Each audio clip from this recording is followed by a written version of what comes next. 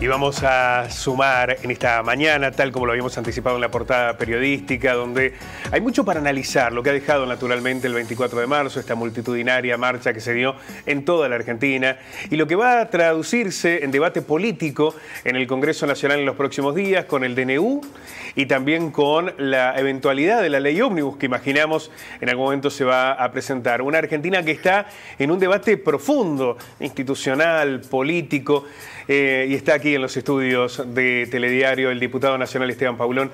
Esteban, ¿cómo estás? Buenos días. ¿Qué tal? ¿Cómo están? Buen día. Gracias por la invitación. Bueno, para nosotros es un placer. Bueno, lo primero, recién veíamos el video que mostró el Gobierno Nacional sobre su lectura. Entendemos nosotros, negacionista, que vuelve a instalar esta idea de la teoría de los dos demonios y demás, con esta particularidad. Nunca cita que hubo un golpe de Estado, ¿no? Es complejo hablar de un video del 24 de marzo y no decir que allí comenzó un golpe de Estado. Sí, básicamente vuelve a la teoría de los dos demonios, ¿no? Eso de que había una guerra y en una guerra, bueno, el Estado tiene que asumir un rol y eso niega la existencia del terrorismo de Estado y de la represión ilegal. Y la verdad es que es preocupante en términos de que el gobierno insiste permanentemente en volver debates que han sido saldados no solo por la sociedad, sino también en la justicia. Nosotros tenemos jurisprudencia, tenemos fallos de la Corte, tenemos condenas, tenemos los juicios de la verdad. La verdad que volver a insistir contando también una verdad parcial, porque el gobierno habla de verdad completa y no habla de los niños y niñas apropiadas, no habla de la responsabilidad militar en el ocultamiento de información, porque de alguna manera hay un video, siempre cerca del 24 de marzo circula mucho un video hace algunos años de Martín Cohen, sí, en relación a la famosa polémica de los 30.000.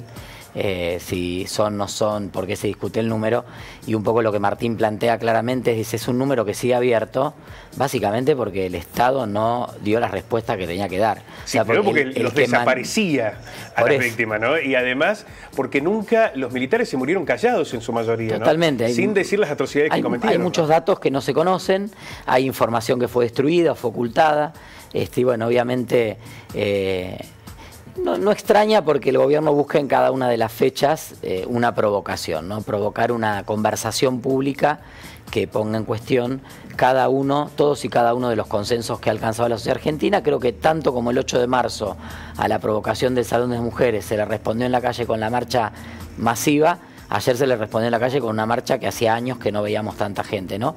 Como para decir que y dirigentes de todos los partidos también a nivel político, menos de la Libertad Avanza, del resto del PRO, radicalismo, socialismo, peronismo, las distintas vertientes, todos planteando que hay un consenso en relación a la memoria y que bueno, que ese consenso está bien vivo en la sociedad. Ahora, lo que señala el Gobierno Nacional es que a pesar de todo eso, dicen, bueno, las encuestas, no, esta cuestión de las encuestas, ¿no? que ha generado tanto debate, imagínense si muchas veces son discutibles previos a una campaña electoral lo que son en el día a día, ¿no? Pero dice que todavía hay un respaldo masivo, popular, que la gente está acompañando este proceso. ¿Es lo que ustedes advierten? Mira, te diría que hay un error de lectura. Primero, sí, el gobierno, más que encuesta, gobierna con el algoritmo de las redes sociales, ¿no? Y con las tendencias. Ayer estaban desesperados los operadores. Por los likes, ¿no? Esa dictadura de los likes. Por los likes, los millones, las visualizaciones, las impresiones, pero aparte ayer desesperado porque nunca más era tendencia y no memoria completa era tendencia. Entonces digo,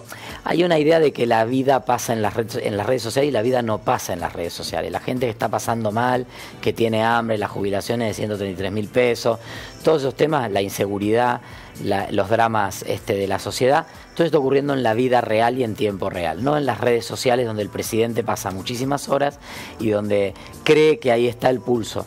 Entonces, ahí hay un primer error de lectura y diagnóstico. Por supuesto que en Argentina que el tiempo pasa o muy lento o muy rápido, pero aquí 100 días de gobierno parece que hubieran sido 5 años y parece que nunca hubiera habido un gobierno antes. Pero son solo 100 días. Son solo 100 días, entonces es lógico que una sociedad que viene muy castigada por un gobierno anterior que se fue con inflación, con dificultades en tema combustibles, con problemas en la cadena productiva, con problemas para importar, sobre todo las pequeñas y medianas empresas, lo hemos visto mucho aquí en nuestras regiones, Santa Fe, Río Cuarto, Rosario, digo, regiones muy productivas.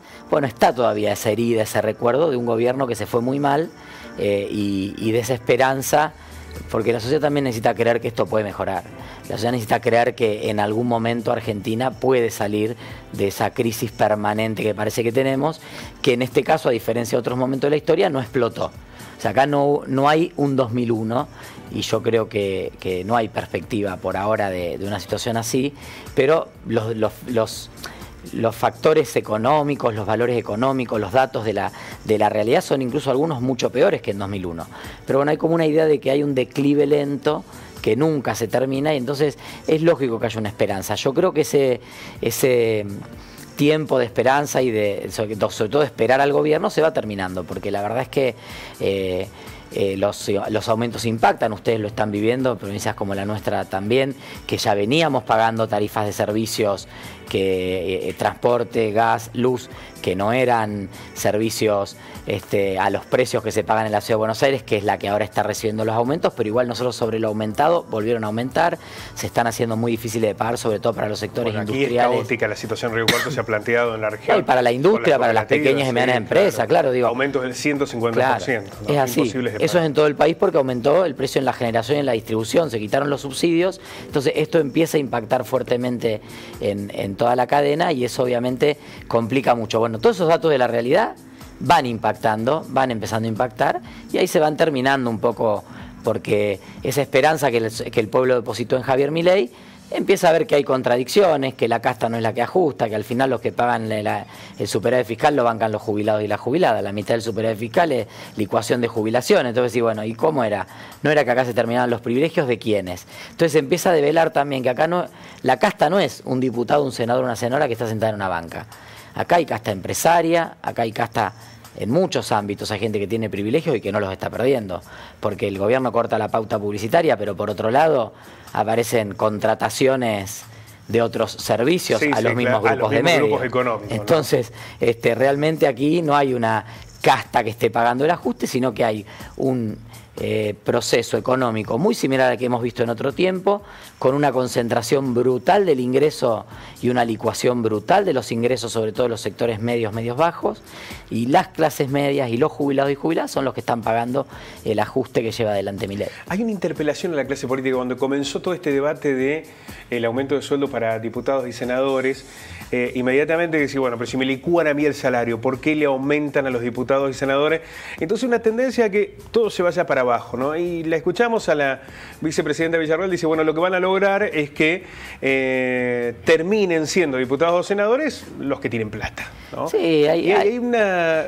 Creo que el gran triunfo cultural de este modelo es justamente haber convencido a un sector de la sociedad que estaba fuera de determinado circuito del empleo registrado, de un ingreso que te permita vivir, aunque sea con lo justo vivir, porque un salario, llegamos a un nivel donde por primera vez en la historia los trabajadores, las personas trabajadoras registradas estaban debajo de la línea de pobreza y eso ahora se acentuó.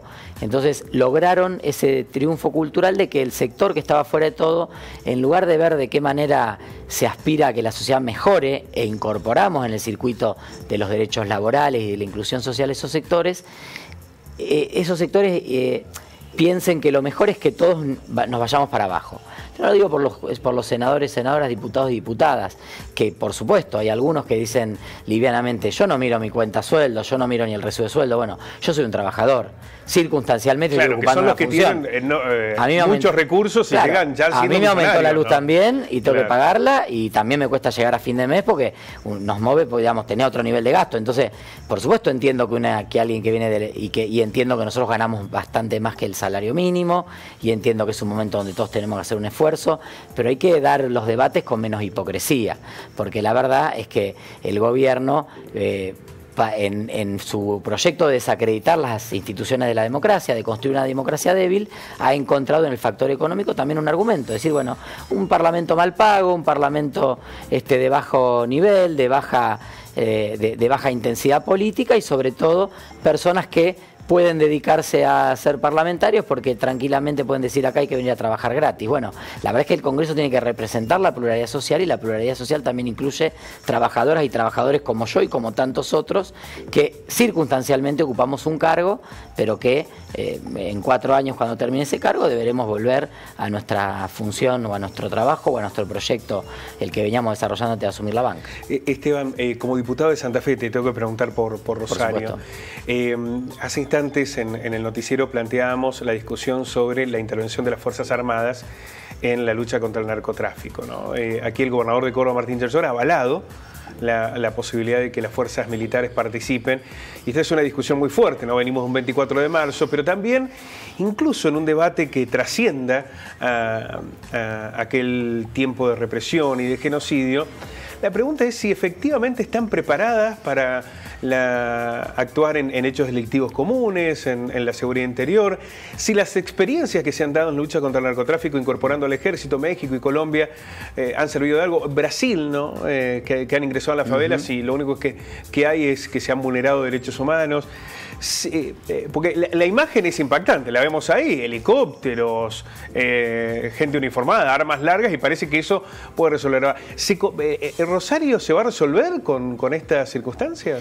Primero, tener claro que ninguna foto a los Rambo resuelve el problema de la inseguridad ni el narcotráfico. O sea, nos podemos sacar la foto que queramos, con tanque, helicóptero, vestido de fajina, lo han hecho todos los ministros. Mira, acá hay un deporte nacional en Argentina, sí. Es ir a Rosario a sacarse una foto con alguien vestido de fajina.